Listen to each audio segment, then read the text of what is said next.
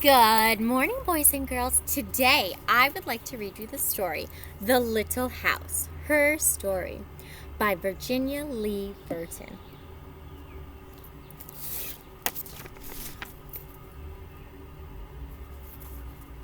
Okay.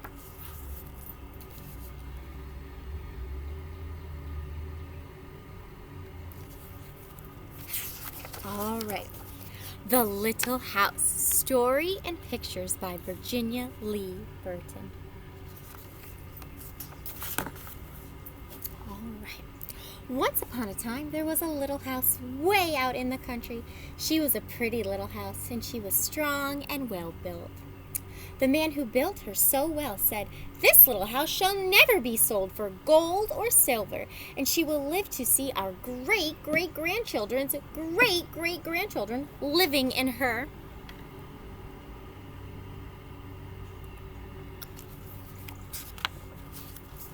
The little house was very happy as she sat on the hill and watched the countryside around her. She watched the sun rise in the morning and she watched the sun set in the evening. Day followed day, each one a little different from the one before. But the little house stayed just the same.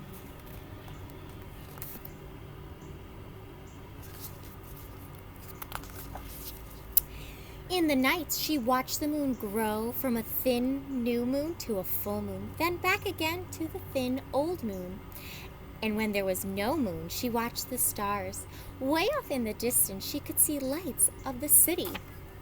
The little house was curious about the city and wondered what it would be like to live there.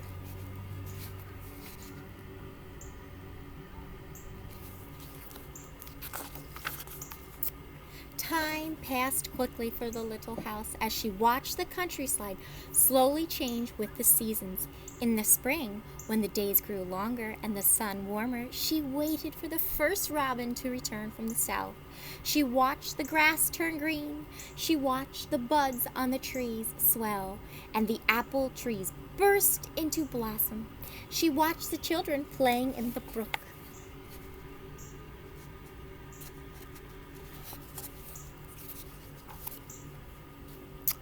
In the long summer days, she sat in the sun and watched the trees cover themselves in leaves, and the white daisies covered the hill. She watched the gardens grow, and she watched the apples turn red and ripen. She watched the children swimming in the pool.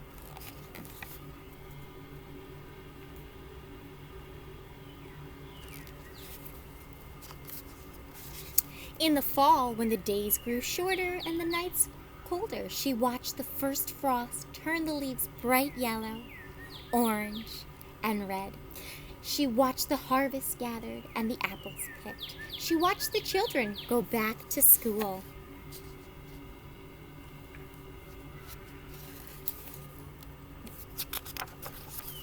In the winter, when the nights were long and the days short, the countryside covered with snow, she watched the children coasting and skating. Year followed year. The apple trees grew old and new ones were planted. The children grew up and went away to the city. And now at night, the lights of the city seemed brighter and closer.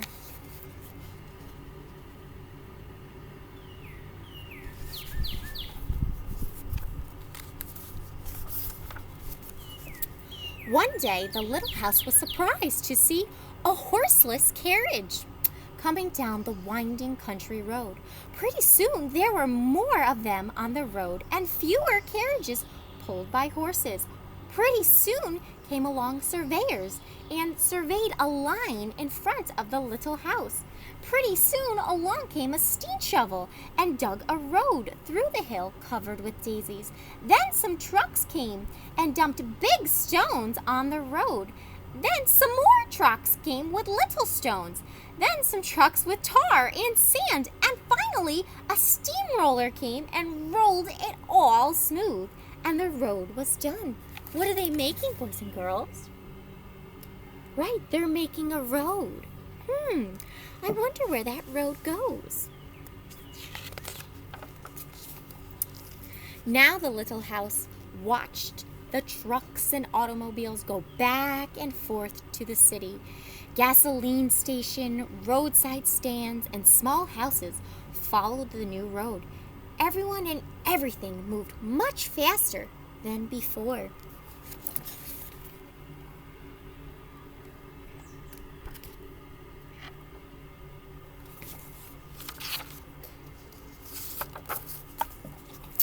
More roads were made, and the countryside was divided into lots.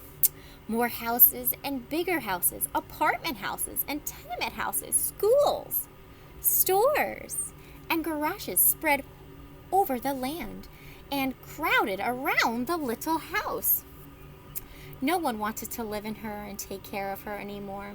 She couldn't be sold for gold or silver. So she just stayed there and watched. Oh, man.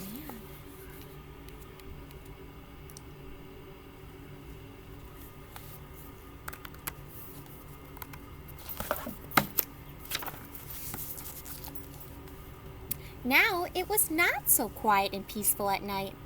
Now the lights of the city were bright and very close, and the streetlights shone all night. This must be living in the city, thought the little house, and didn't know whether she liked it or not. She missed the field of daisies and the apple trees dancing in the moonlight.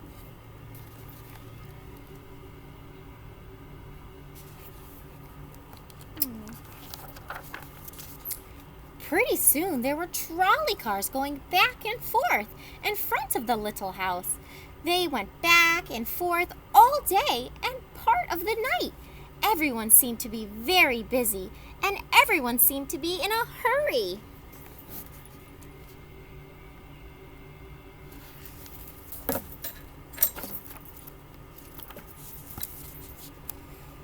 Pretty soon there were elevated trains going back and forth above the little house. The air was filled with dust and smoke, and the noise was so loud that it shook the little house. Now she couldn't tell when spring came, or summer, or fall, or winter. It seemed all about the same.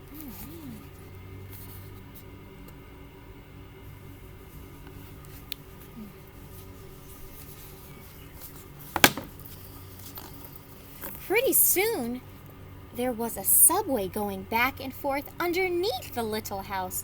She couldn't see it, but she could feel and hear it. People were moving faster and faster. No one noticed the little house anymore. They hurried by without glancing. There's the subway. Through the subway below. There's the little house.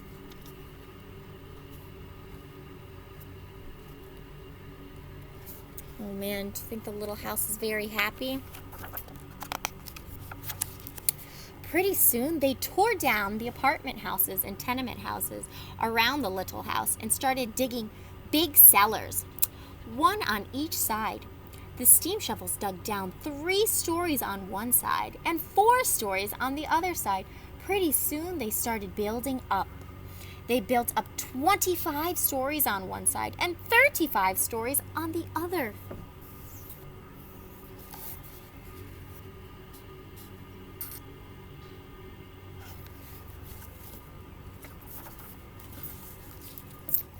Now the little house only saw the sun at noon and didn't see the moon or stars at night at all, because the lights of the city were too bright. She didn't like living in the city. At night she used to dream of the country and the field of daisies and the apple trees dancing in the moonlight. The little house was very sad and lonely. Her paint was cracked and dirty. Her windows were broken and her shutters were hung crookedly. She looked shabby, though she was a good house as ever underneath. So she might not look good right there, but underneath, she was a good house. Then, one fine morning in spring, along came the great-great-granddaughter of the man who built the little house so well. She saw the shabby little house, but she didn't hurry by. There was something about the little house that made her stop and look again. She said to her husband, "That little house looks like the little house my grandmother lived in when she was a little girl. Only that little house was way out in the country on a hill covered with daisies and apple trees growing around."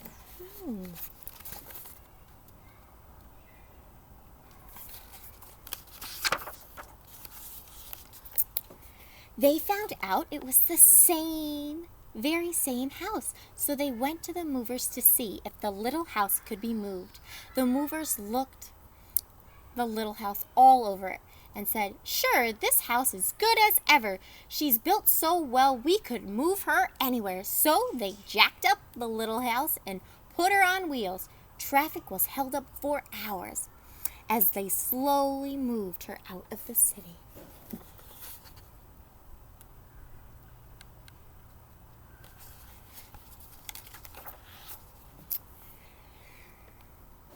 At first, the little house was frightened, but after she got used to it, she rather liked it. They rolled along the big road, and they rolled along the little roads until they were way out in the country. When the little house saw the green grass and heard the birds singing, she didn't feel sad anymore. They went along and along, but they couldn't seem to find the right place. They tried the little house here and they tried the little house there. Finally, they saw a little hill in the middle of a field and apple trees growing all around. "There," said the great-great-granddaughter. "That's just the place." "Yes, it is," said the little house to herself. A cellar was dug on top of the hill, and slowly they moved the house from the road to the hill.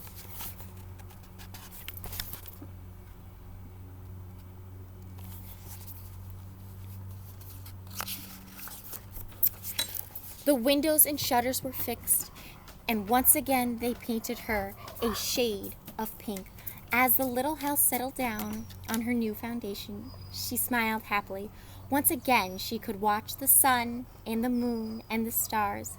Once again she could watch spring and summer and fall and winter come and go. Once again she was lived in and taken care of.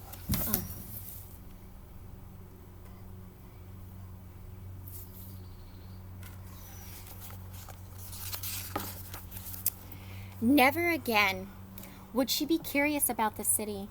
Never again would she want to live there. The stars twinkled above her. A new moon was coming. It was spring, and all was quiet and peaceful in the country. All right, boys and girls, I hope you have a fabulous weekend. I miss you so much. Remember, wash your hands. Love you. Bye.